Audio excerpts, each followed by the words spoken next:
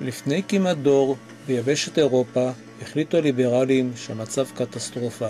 אסור לקבור זבל, זו הדירקטיבה, הומצאו חוקי מחזור ואין אלטרנטיבה. ובארץ באיחור עמדו בפרץ לאמץ את הדירקטיבה במלוא המרץ. עתד מומחים לאכיפה וגדולים בעשייה, מתבלבלים וחושבים שמומחים לתעשייה.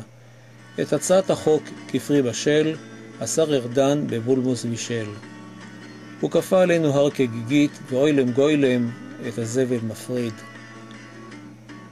שני קייסינים ממפעל, יושבים ומהמרים איך נפעל. ולשר ארדן ולשמה כהן, זה נוגע רק לקצה הבוהן. על קונספציה אירופית השר נעול, הוא בטוח שהשכל במחול. ולכן זרזו קבלת החוק, ונראה שהוא נוהג כמו שמוק. והשאר ילמד בקורסים לניהול, איך מספחים מצב שאיננו תקול. ולחוק הזה יש עוד טעם, המדינה תקבל עוד מלן מע"מ.